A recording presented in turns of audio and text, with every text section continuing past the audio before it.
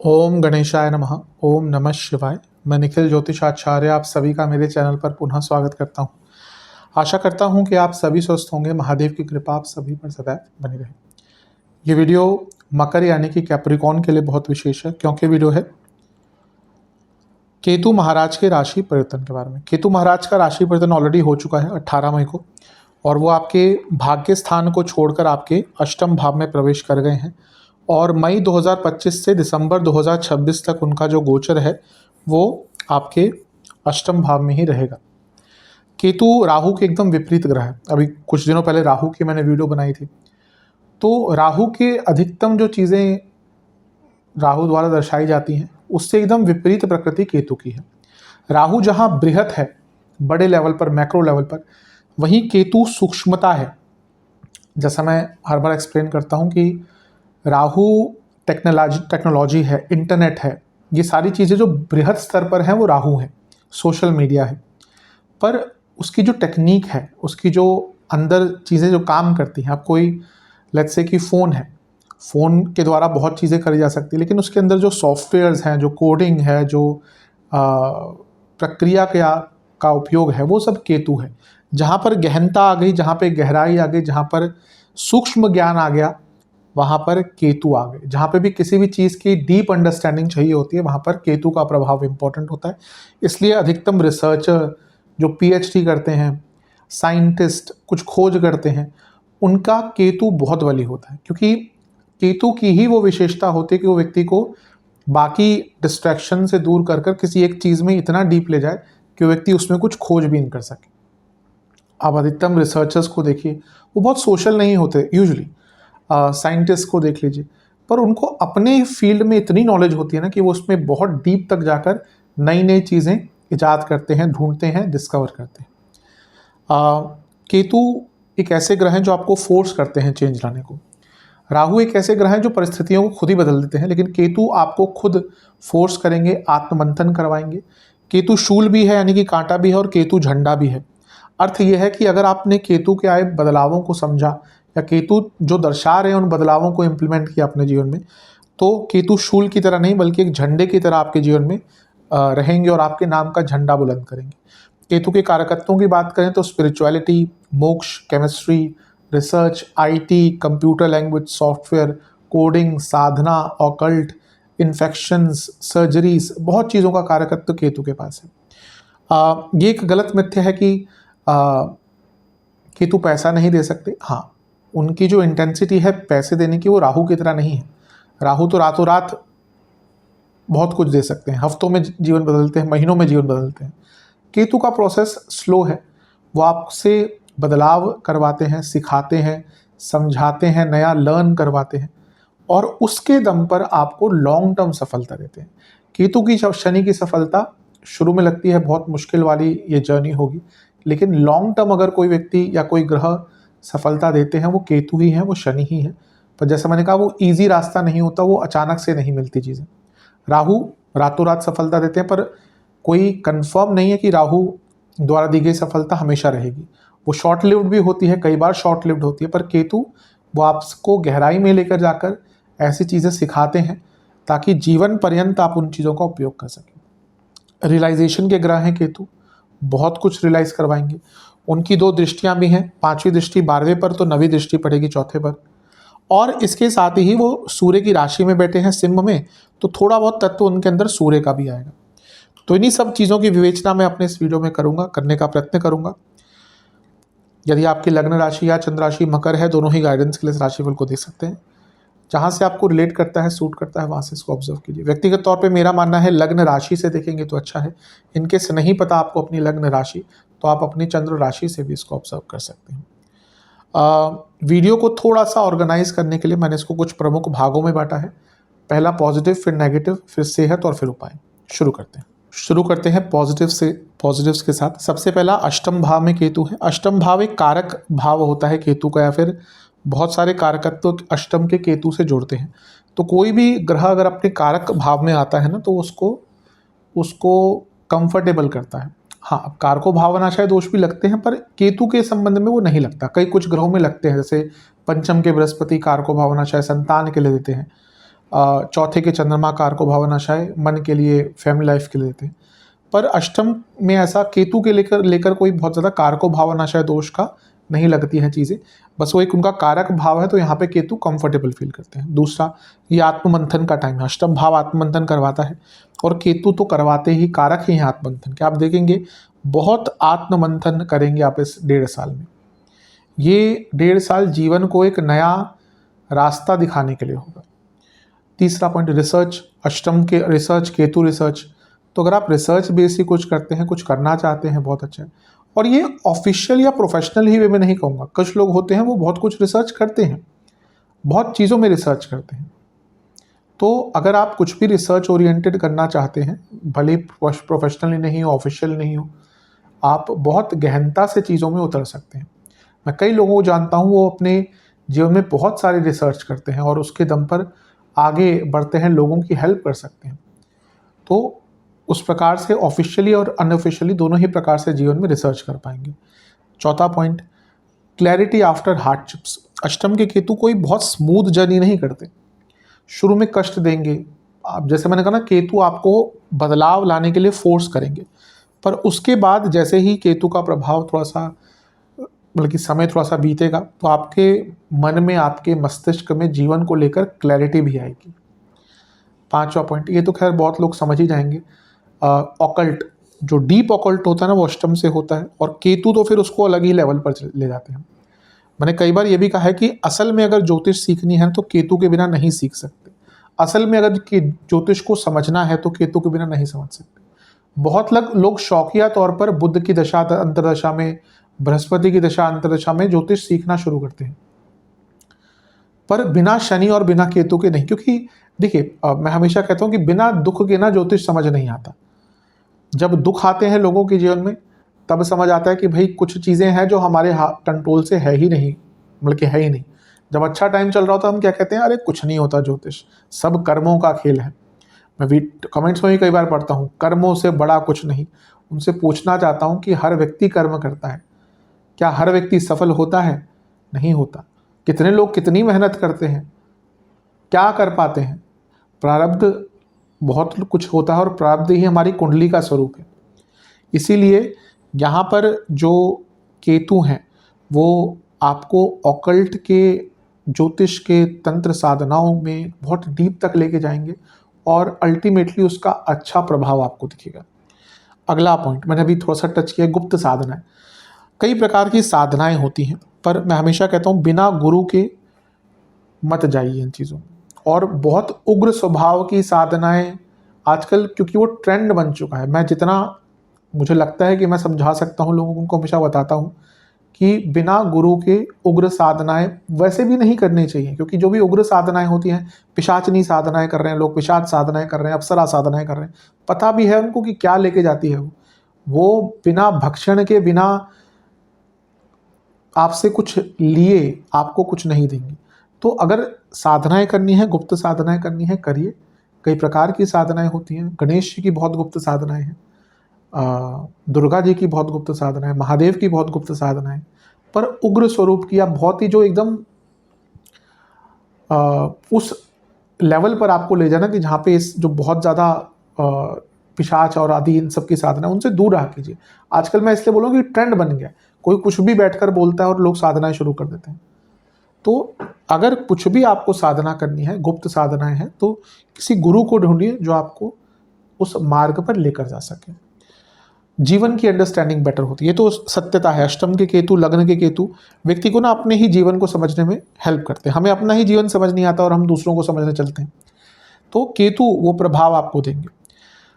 अगला point, 8वां point, बहुत important उन लोगों के लिए जो सब कुछ हार कर बैठ गए थे, भाई अब जीवन में कुछ बचा ही नहीं, उनको यहाँ पर जीवन में नया रास्ता केतु देंगे। अष्टम भाव की केवल काबिलियत होती है कि वो हारे का सहारा बनता है। जब आपको लगेगा ना कि जीवन में कुछ भी नहीं दिख रहा, वहाँ पे अष्टम भाव आपको एक नया रास्ता दिखाएगा। कई बार होता है, मैं एक कुंडली देख रहा होता हूँ कि सब कुछ धूमिल सा दिख रहा है, व्यक्ति परेशान है, कह रहा है सब कुछ लुट गया। फिर कहीं ना कहीं दिख रहा है कि 8वें घर की दशांतरचारी, 8वें घर में बैठे ग्रह की दशांतरचारी। मैं उनको बोलता हूँ कि रुक जाइए थोड़ा देर, सफलता मिलेगी, नया रास्ता खुलेगा। हो सकता है जैसा आप सोच रहे हैं वैसा ना हो, लेकिन अलग प्रकार से कोई रास्ता आपके लिए खुल सकता है। तो ये अवश्य जो एक योग है अष्टम भाव के कारण प्राप्त होता है।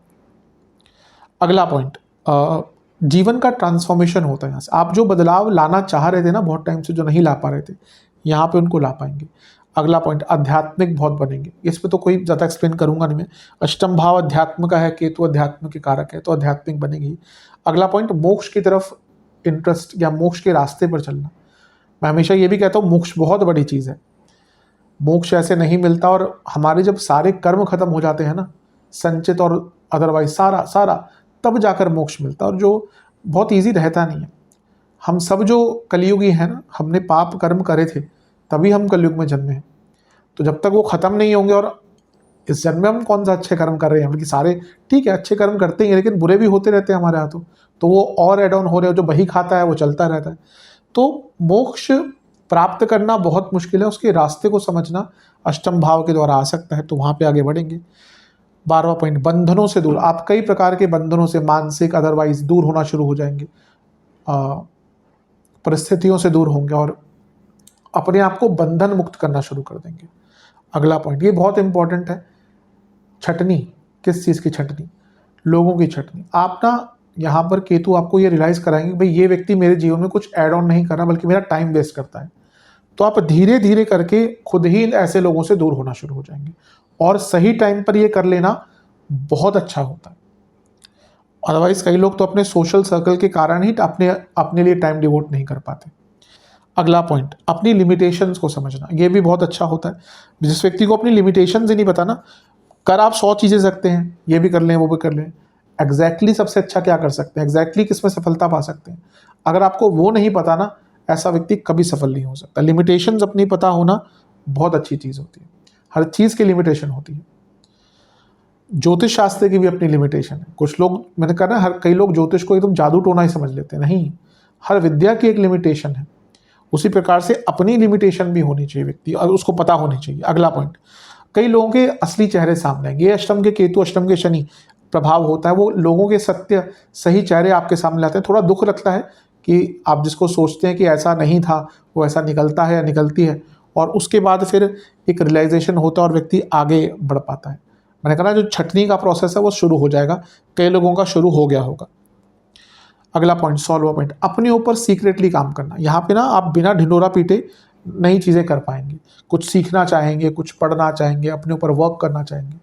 कभी कभी होता है हम कुछ नया कर रहे हैं, फिर हम ढिंडोरा पीट देते हैं, अरे मैं ये सीखना शुरू कर रहा हूँ, ये करना शुरू कर रही हूँ, फिर वो हो ही नहीं पाता, क्योंकि नज़र लगती है। इसमें कोई दो राय नहीं है कि लोगों की नज़र लगती है। इसलिए मैं हमेशा कहता हूँ कुछ भी बड़ा कर रहे हो, पहले उसको पूरा कर लीजिए, 100% सिक्योर कर लीजिए, उसके बाद लोगों को बताया कीजिए। जो लोग बहुत ज़्यादा ढिंडोरा पीटते हैं ना, उनके काम नहीं बनते। कुछ लोग फिर बोलेंगे अडानी अंबानी इनके क्यों काम बन जाते हैं, इनको सब होता है। वो दुनिया भर के उपाय करते हैं। मैं जानता हूँ ये जो बड़े बड़े कई लोगों को जानता हूँ, उनके घर में कभी कभी तो महीनों महीनों महामृत्युंजय के जाप चलते हैं, हवन रोज़। एक बहुत बड़े पॉलिटिशियन है, मुझसे कंसल्टेशन लेते रहते हैं। बाकी तो उपाय ठीक है, वो पूरा जो सावन आता है, हर रोज़ घर में महामृत्युंजय का हवन होता है। तो जब इतनी चीज़ें आप करते हैं ना, तो जो नकारात्मकता है वो कम होती है। अब खैर जिसके पास जितना रिसोर्स हो उतना उपयोग करता है। अगला पॉइंट, नई स्किल्स डेवलपमेंट। अष्टम भाव गहनता तक जाने में है, केतु स्किल्स के कारक हैं, तो आप कुछ नई स्किल सीख पाएंगे जो बहुत रेडिली आप अपने जीवन में इंप्लीमेंट कर पाएंगे। अगले पॉइंट पे चलते हैं, नई लाइफ साइकिल। आपके जीवन में ना एक नया प्रोसेस, एक नई लाइफ साइकिल शुरू हो जाएगी, नई परिस्थितियां शुरू हो जाएंगी। जैसे मैं ट्रांसफॉर्मेशन की बात करी, बहुत नए नए बदलाव, एक नई रूपरेखा आपके जीवन में आएगी जो फॉर बेटरमेंट। शुरू में थोड़ा सा अनकंफर्टेबल लगता ही है, लेकिन बाद में ही आपके अच्छे के लिए होगा। अगला पॉइंट, 19वां पॉइंट, आत्मज्ञान, परमात्मा का ज्ञान। ये वो टाइम होता है जब हमें सच में एक तत्व लगता है कि हाँ, हमसे ऊपर कोई शक्ति है। असल में योग क्या है? अपने आप को, अपनी आत्मा को परमात्मा से मिलाना। तो यहाँ पे उस प्रकार का योग एक प्रकार से ईश्वर से मिलने की ही एक विद्या है। योगश चित्त वृत्ति निरोधः, जो हमारे चित्त की वृद्धियों पर कंट्रोल कर कर हमें ईश्वर तक लेके जाता है, वो योग है। तो यहाँ पे आपको ईश्वर के तत्व का बोध होगा। अध्यात्म के रास्ते से अवश्य आपको एक डिवाइन इंटरवेंशन अपने जीवन में देखने को मिलेगी। अगला पॉइंट, एक्सेप्टेंस। ये ऐसा ही है। जो व्यक्ति ये समझ जाता है ना कि भाई ये ऐसा ही है, वो बहुत सुखद रहता है। कभी कभी होता है हम किसी व्यक्ति को परेशान लेकर, कोई हमारे जीवन में है, पति पत्नी हो गए, ये ऐसा है वैसा है, कई बार कंसल्टेशन आती है, मैं कहा आप एक्सेप्ट कर लीजिए। अब किसी का लग्न में मंगल है, गुस्सा बार बार आ रहा है उनके पति को या पत्नी को, मैंने कहा वो उनका नेचर है। अब अगर लगन में मंगल है, चंद्रमा पर भी प्रभाव है, चौथे घर पर प्रभाव है, तो व्यक्ति का नेचर है गुस्से वाला। हाँ, आप उसको बात कर कर समझा कर कर सिचुएशन को मेंटेन ऐसे कर सकते हैं, पर जिसकी प्रकृति है गुस्सा, तो गुस्सा कितना कंट्रोल कर लेगा। तो एक्सेप्टेंस आनी, ये मैंने केवल एग्जाम्पल दिया है। तो एक्सेप्टेंस बहुत इंपॉर्टेंट होती है। अगर आप परिस्थितियों को समझ जाएं कि हाँ ये ऐसा ही है, मेरे को ये प्रॉब्लम है तो ऐसी ही है, तो फिर व्यक्ति सरलता से जीवन जीता है। और कोई व्यक्ति ऐसे ही कुड़ता रहता है, ये ऐसा है ये ऐसा, कई लोग आपने देखे होंगे हर चीज़ को लेकर परेशान है, वो अपने जीवन को खराब ही करते हैं। एक्सेप्टेंस बहुत इंपॉर्टेंट है किसी भी चीज़ में। 21वां पॉइंट, तंत्र निवारण। अष्टम में जब केतु आते हैं, अगर आपके ऊपर कोई तंत्र का प्रयोग हुआ है उसका निवारण कर सकते हैं। और अगला पॉइंट, मैंने गुप्त साधनाओं की बात करी थी, तंत्र साधनाएं भी अगर आपको करनी है तो यहाँ से कर सकते हैं। 22वां पॉइंट, स्पेकुलेटिव मार्केट्स को समझना है। अष्टम भाव बहुत इंपॉर्टेंट होता है उसके लिए पंचम के साथ। तो अगर स्पेकुलेटिव मार्केट्स को समझना है तो उसके लिए बहुत अच्छा टाइम है। उसमें सीखना है, कला सीखनी है, ये क्या इसके पीछे नॉलेज होती है, क्या किस प्रकार से पूरा मार्केट काम करता है। ऐसा तो नहीं है कि एक दिन में आपको आ जाएगा। तो स्पेकुलेटिव मार्केट्स को समझने के लिए बहुत अच्छा टाइम है। अगला पॉइंट, 24 पॉइंट, आइसोलेशन पसंद आना शुरू हो जाता है। ऐसे व्यक्ति को ना अकेलापन बहुत पसंद आता है, और वो जिस व्यक्ति को अकेला पसंद आ गया ना, उसको फिर कोई दुखी नहीं कर सकता। अगला पॉइंट, सीक्रेट अर्निंग। अष्टम के केतु व्यक्ति को सीक्रेट अर्निंग करने का मौका भी देते हैं, जो में भी थोड़ा सा 2 नंबर का काम हो, पर उसमें लाभ बहुत देते हैं। अगला पॉइंट, कोई बहुत पुराना एंसेस्ट्रल प्रॉपर्टी का इशू चलता आ रहा था, उसको सॉल्व करने का यहाँ पर आपको मौका देंगे। अष्टम भाव एंसेस्ट्रल प्रॉपर्टी का होता है। केतु बहुत पुरातन चीज़ें दिखाता, कभी कभी होता है पीढ़ियों दर पीढ़ी चलते आते रहते हैं, एंसेस्ट्रल प्रॉपर्टी केस खत्म नहीं होते। यहाँ पर केतु आकर इन चीज़ों को सॉल्व करेंगे। अगला पॉइंट, करियर की तरफ चलते हैं। केतु जो है वो 10वें से 11वें भाव में बैठे हैं। ये सडन ब्रेक थ्रू दिखाता है, यानी कि सडनली आपको कोई बहुत अच्छी जॉब मिल सकती है जो आपने हमेशा इमेजिन करी थी कि भाई मुझे ये इस प्रकार की जॉब मिले। आपको अपने कार्य क्षेत्र में रिसर्च करने का मौका मिलेगा, नई नई अपॉर्चुनिटीज आपको प्राप्त होंगी। केतु का प्रभाव 12वें घर पर है, तो ये 8 और 12 का कनेक्शन जो हो गया ना, ये सडन ट्रांसफॉर्मेशन इन करियर। हो सकता है आपको नई जॉब तो मिले ही, उसके साथ कोई ऐसी जॉब मिल जाए जो आपके पूरे करियर की रूपरेखा बदल दे। कुछ ऐसी एडेड रिस्पॉन्सिबिलिटी, ऐसी एडेड अथॉरिटी आपके पास आ जाए कि आप करियर को बहुत आगे बढ़ा पाएँ। बहुत अच्छा है। केतु का प्रभाव एक चौथे घर पर भी है दृष्टि द्वारा, जो 10वें से सप्तम में है। तो अगर आप ऐसे व्यक्ति हैं जिनके पास बहुत स्किल है और बहुत मेहनत करते थे, तो आपकी जो लॉन्ग ड्यू रिकॉग्निशन है जो आपको अब तक प्राप्त नहीं हुई, वो यहाँ पर केतु दिला कर जाएंगे। आपके स्किल्स को, आपकी नॉलेज को, आपके हार्ड वर्क को रिकॉग्नाइज करेंगे लोग, करना पड़ेगा उनको। बहुत अच्छा है। आपको एक चीज़ मैं कहूँगा इसमें कि अगर करियर में आगे बढ़ना है ना, आपको R&D बहुत करनी पड़ेगी। तो R&D यानी कि रिसर्च के लिए और उसके द्वारा डेवलपमेंट के लिए अपने करियर में तैयार रहिएगा। कौन कौन से एरियाज अच्छे रहेंगे? इंश्योरेंस, रिसर्च पेज कुछ करते हैं, साइंटिस्ट हैं जैसे मैंने कहा, फाइनेंस, फॉरेन संबंधित, कोडिंग, सॉफ्टवेयर डेवलपर, हॉस्पिटल संबंधित, मेडिकल फील्ड, प्रॉपर्टी, जियोलॉजी, इन सब से संबंधित कुछ भी काम करते हैं तो बहुत लाभ होगा। चलते हैं बिजनेस की तरफ। जहाँ तक बिजनेस की बात है, केतु जो है वो सप्तम से दूसरे में है, तो ये पैसा तो बढ़ाएंगे आपका, लेकिन जैसे मैंने कहा केतु बिना चेंज के हेल्प नहीं करते। तो नई चेंजेस लाइए, नए इनकम के सोर्स ढूंढिए। और केतु खुद डिमांड करते हैं चेंज, और केतु क्या है, टेक्नोलॉजी, सॉफ्टवेयर, इन सब के कारक है। तो यहाँ पे आपको अपने जीवन में नई टेक्नोलॉजी लेकर आनी है। केतु कभी भी आराम से पैसा नहीं देते, वो राहु का काम है। पर यहाँ पर केतु जैसे मैंने कहा ना, बदलाव करेंगे, नई टेक्नोलॉजी, नई मैन पावर, नई स्किल सेट ये अपने बिजनेस में इंट्रोड्यूस करेंगे तो अवश्य आगे बढ़ पाएंगे। केतु का प्रभाव 12वें घर पर है जो सप्तम से छठा है। अगर आपका कोई कोर्ट केस चल रहा था बिजनेस में कई बार होता है कोर्ट केसेस चलते हैं, सब कुछ चलता है, तो उसका अंत हो सकता है। उनका एक प्रभाव चौथे पर भी है जो आपके 7वें भाव से 10वां बन जाता है, यानी कि आपको फ्लेक्सिबिलिटी दिखानी पड़ेगी। हो सकता है आपको इस प्रकार का काम मिले नया जो आपके कंफर्ट लेवल से या जो आप अब तक करते आ रहे हैं उससे बाहर हो, पर इसमें आपको नया काम अवश्य करने का मौका मिलेगा, नए प्रोडक्ट और सर्विसेज लॉन्च करने का भी अवसर मिलेगा। बिजनेस कौन कौन से एरियाज़ के अच्छे रहेंगे? Mining, human resource, immigration, steel, iron, construction work कुछ करते हैं आप, इंश्योरेंस का काम है, साइंस या साइंस से जुड़ा कुछ कार्य है, pharma, software, digital equipments, cyber security, इनसे जुड़ा कुछ भी काम है तो बहुत लाभ होगा। स्टूडेंट्स की बात करते हैं, स्टूडेंट्स के लिए अच्छा ही है, अष्टम में है तो रिसर्च बेस्ड स्टूडेंट्स के लिए अच्छा है। उनका 8, 12 और 8 का जो कनेक्शन है ये एक प्रकार से आपको स्ट्रीम चेंज करने का मौका देता है, और क्योंकि उनका एक प्रभाव चौथे पर है जो पंचम से 12वां है, यानी कि स्थान परिवर्तन या इवन विदेश जाकर रिसर्च करना, विदेश जाकर पीएचडी आदि करना, उसका योग भी बना देता है। अगला पॉइंट, सूर्य के प्रभाव की मैंने बात करी कि केतु पर सूर्य का प्रभाव होगा क्योंकि वो सूर्य की राशि में ही बैठे हैं। अब केतु क्या है? वो ज्ञान है, स्किल्स हैं। अष्टम भाव जैसा मैंने कहा अंधकार भी है लेकिन नया रास्ता भी दिखाता है। और सूर्य क्या है? प्रकाश है। तो वो जो तमस है, जो तमोमय जीवन हो गया था, उसमें केतु का प्रभाव और फिर सूर्य का तत्व, ये मिलकर आपको अंधकार से निकलने का मौका देंगे, यानी कि अंधेरे से उजाले की तरफ अगर कोई ग्रह आपको अब लेकर जाएगा तो केवल केतु ही है। अब केतु महाराज की दृष्टियों की बात कर लेते हैं। 2 दृष्टियां उनकी, एक पड़ेगी 12वें पर, एक पड़ेगी चौथे पर, 5वीं और 9वीं। 5वीं दृष्टि की पहले बात करते हैं जो 12वें घर पर पड़ी है। पुनः अध्यात्म, मोक्ष, गुप्त धन, गुप्त साधनाएं सब दिखाता है। और एक प्रकार से 12वें 8वें का जब भी मिलन होता है ना, मैं हमेशा कहता हूँ it's a new start of life, यानी कि अंत से आरंभ है। सबसे अच्छा ओल्ड बैरियर्स हों, ओल्ड ऑब्स्टिकल्स हों, लोग हों जो आपको फंसा के रखे हैं, कभी कभी अपने ही ऐसा बंधन, तुम्हें ये करना ही होगा, लोगों की एक्सपेक्टेशन का बोझ इतना हो जाता है ना हम पर कि हम अपना जीवन जीना भूल जाते हैं। यहाँ पर उससे निकल पाएंगे। सूर्य का प्रभाव है, पुनः कहूँगा अंत से आरंभ का ये समय, कुछ खत्म होता है तभी कुछ नया स्टार्ट होता है, तो यहाँ पर आगे बढ़ने का अवश्य मौका मिलेगा। उनका चौथे घर पर प्रभाव, पुनः अष्टम से देख रहे हैं तो कोई एंसेस्ट्रल प्रॉपर्टी का इशू सॉल्व होगा।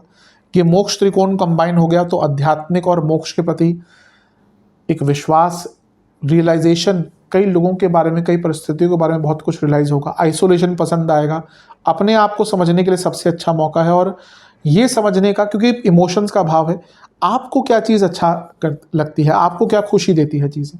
हम अपनी ही खुशी को नहीं जान पाते, लोगों को खुश करने के चक्कर में। जो व्यक्ति खुद खुश नहीं होता वो कभी किसी को खुश नहीं कर पाएगा।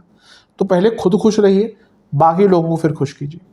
तो ये केतु का दृष्टि का प्रभाव भी बहुत इंपॉर्टेंट है। इसके बाद भी बात कर लेते हैं, सप्तम से दूसरे में है तो सडन नई बिजनेस अपॉर्चुनिटी। छठे भाव से तीसरे में है तो कोई बहुत पुराना अदरवाइज भी केस चल रहा था वो खत्म हो सकता है। पंचम से चौथा रिसर्च के लिए बहुत अच्छा है। चौथे से पंचम भाव ये आत्ममंथन और आत्म उन्नति के लिए बहुत अच्छा है। तीसरे से छठा भाव यानी कि कॉम्पिटिटिव स्किल्स में एनहेंसमेंट होगी, कुछ ऐसी चीज़ जो आपको लोगों से के ऊपर एक एज देती है, उस स्किल में एनहेंसमेंट होगा। दूसरे भाव से सप्तम में है यानी कि इन्वेस्टमेंट बहुत अच्छी तरह से समझ आएगी। और 12वें से त्रिकोण या नवम में है यानी कि जो स्क्रिप्चर्स होते हैं, गुप्त साधनाएं के साथ साथ जो गुप्त शास्त्र होते हैं, उनके प्रति भी नॉलेज आपकी बढ़ेगी। तो इस प्रकार से केतु के पॉजिटिव प्रभाव हैं। अब नेगेटिव चीज़ों की थोड़ी चर्चा कर लेते हैं। अब नेगेटिव्स की बात करते हैं। सबसे पहला दूसरों के धन में आसक्ति। यहाँ पे क्या होता है ना कि व्यक्ति आप कितना भी पैसा कमा ले, आपको ना ये लगेगा कि दूसरे के पास ज़्यादा है, और जब व्यक्ति ऐसा करता है ना तो कभी भी खुश नहीं रह पाता, तो इससे बचेगा। पर स्त्री में आसक्ति, अब यहाँ पर जैसा मैं हमेशा कहता हूँ शास्त्र पुरुष प्रधान लिखे गए हैं, दोनों के लिए एप्लीकेबल है। अगर आप मैरिड हैं तो दूसरों के प्रति आपका इंटरेस्ट डेवलप होगा। तीसरा बहुत इंपॉर्टेंट है, रोगी, लेकिन यहाँ पे अनडायग्नोजेबल प्रॉब्लम देते हैं अष्टम के केतु। आप गए डॉक्टर के पास, गए मुझे ये लग रहा है, डॉक्टर कहेंगे ठीक है भाई टेस्ट कराओ। आपने टेस्ट कराया, आप वेट कर रहे हैं कि भाई कुछ आएगा, डॉक्टर बोलता है कुछ भी नहीं है या डायग्नोज ही नहीं हो रहा ढंग से, तो ये अनडायग्नोजेबल प्रॉब्लम बहुत तंग करेगी सेहत को। अगला पॉइंट, अपनों का चेहरा सामने आएगा, असली चेहरा या ऐसा चेहरा जो छुपा हुआ था। अब आप किसी को अपना समझते हैं और उसका एक ऐसा स्वरूप सामने आ जाए कि आपको बुरा लगे, या फिर आपको लगता था वो बहुत अच्छा है लेकिन वो बुरा निकला, तो उदासीनता तो आती है। हम किसी को बहुत ट्रस्ट करते हैं, किसी दोस्त ने धोखा दे दिया तो जीवन पर्यंत हम फिर किसी पर विश्वास नहीं कर पाते। पति पत्नी ने एक दूसरे को धोखा दे दिया, किसी रिश्तेदार ने दे दिया, भाई बहन ने दे दिया, तो फिर विश्वास सा उड़ जाता है, उदासीनता आ जाती है। अगला वैराग्य। अब आप किस स्टेज पे हैं? अगर आप भाई 70-75 हैं, सब कुछ कर लिया आपने, वहाँ पे वैराग्य उत्पन्न हो रहा है, ठीक है। आप है 25-35 के बीच में, उसके भी ज़्यादा रिस्पॉन्सिबिलिटी है, बच्चे पालने हैं, पति पत्नी है, समाज है, और आपके अंदर एक बहुत वैराग्य की भावना उत्पन्न हो रही है, फिर क्या करेंगे? फिर तो बहुत मुश्किल होता है। अगर आपके ऊपर रिस्पॉन्सिबिलिटीज़ बहुत हैं और फिर वैराग्य आ रहा है ना, कभी कभी बहुत परेशान करता है, क्योंकि फिर वो एक मझधार में फंस जाते हैं। दो नाव हैं, उस पर कितनी देर सवार हो सकते हैं। जैसे मैंने टच किया था टॉपिक, डेंजरस साधनाएं, उग्र साधनाएं मत कीजिएगा। बहुत ऐसी साधनाएं होती हैं आजकल, हर कोई कर्ण पिशाचनी की बात कर रहा है, पर जानने की कोशिश कीजिए कि क्या होती है वो साधना। रोंगटे खड़े हो जाएंगे कि उसमें होता क्या है, और असली में अगर मिल गई तो क्या होता है। किसी के पास भी नहीं आ जाती, बस वो किसी एक ने शुरू किया तो हर कोई आजकल पॉडकास्ट पे बैठकर यही चीज़ें कर रहा है। साधना क्या इस प्रकार से होती है? आप बढ़ भी सकते हो उस जगह पर। तो बहुत डेंजरस समय। हमारे देश में इतनी देवी देवता हैं, उनके इतने अच्छे स्वरूप हैं, उनकी साधनाएं कीजिए। क्यों आपको हमेशा उग्र जगह पे ही जाना है? उग्र स्वभाव की साधना ही करनी है। गुप्त शत्रु बढ़ते हैं, नो डाउट, बहुत गुप्त शत्रु बढ़ेंगे। आप अपनी सेहत को लेकर बहुत केयरलेस हो जाएंगे। इसके साथ ही अपने ही बुरे लगने जाते हैं आपको। जो अपने आपके लोग, घर वाले लोग होंगे ना, वही आपको बुरे लगने लग जाएंगे। अष्टम के केतु बहुत बार सडन ट्रैवल्स करवाते हैं। आप देखेंगे इन 18 महीनों में कई बार आपके अचानक से ट्रैवलिंग आपको करनी पड़ेगी। अब आप सोच के बैठे हैं कि अगले हफ्ते मैंने ये करना है, वो करना है, सडनली एक ट्रैवल प्लान आ गया, 3 दिन के लिए घर से बाहर जाना है, पूरा व्यवस्था उथल पुथल। तो यहाँ पर भी आपको परेशानी होगी। घर वालों से इमोशनल डिटैचमेंट होता है, आप अपने घर वालों से इमोशनली अटैच ही नहीं हो पाएंगे। लव लाइफ पर एक नेगेटिव इम्पैक्ट है, पंचम से चौथा है, तो इमोशनल डिस्कनेक्ट, इमोशनल डिटैचमेंट बहुत ज़्यादा रहेगा। और मैरिड लाइफ में भी देखें तो कम्युनिकेशन गैप, जैसा मैंने कहा, लॉस ऑफ इंटरेस्ट, किसी और व्यक्ति के प्रति इंटरेस्ट, और ये मांगल्य स्थान है शादी के लिए। तो मैरिड लाइफ में ना खुशियाँ ही कहीं ना कहीं लुप्त सी, गायब सी हो जाती हैं। हेल्थ, जैसा मैंने थोड़ी देर पहले अंकित किया, अनडायग्नोजेबल डिजीज़ बहुत होंगी, तो रेगुलर चेकअप रखिए, चेक कीजिएगा।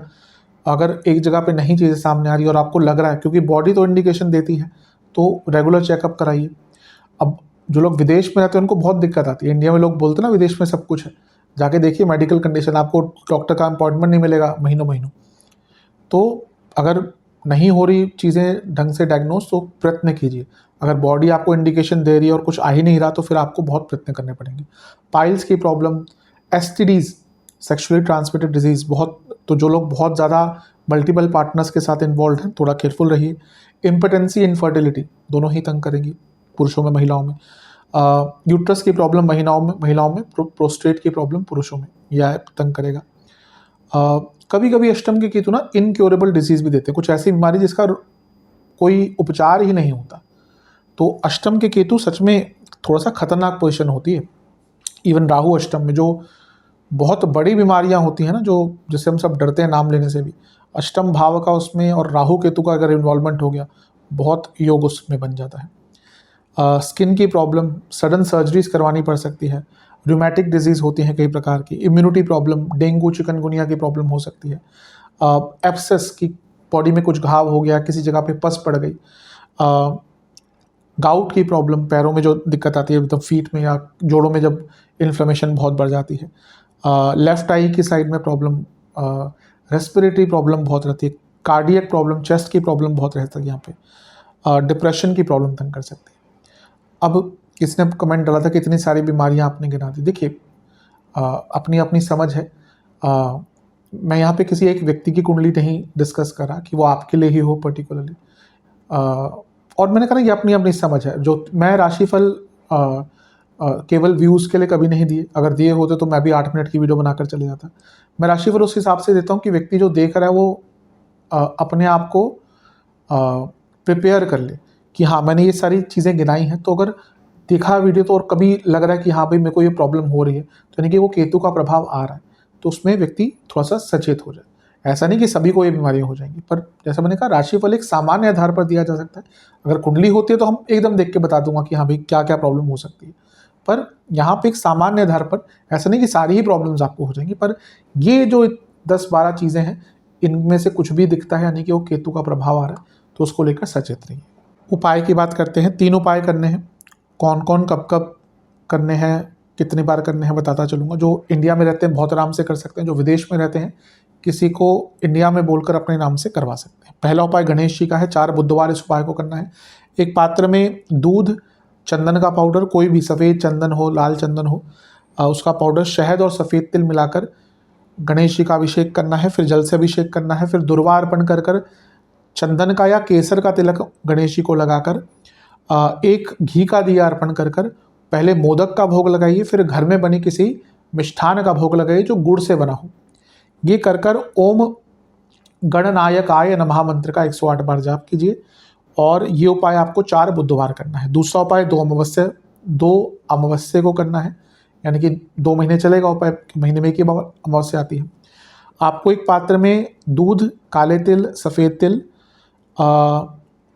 और जौ के दाने और पीली सरसों ये मिलाकर शिवलिंग का अभिषेक करना है।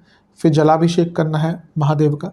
फिर उनको 4 प्रकार के फल और 4 प्रकार की मिठाइयों का भोग लगाकर 4 तिल के तेल के दिए अर्पण कर कर ओम अघोर स्वरूपाय नमः, ओम अघोर स्वरूपाय नमः मंत्र का 108 बार जाप करना है।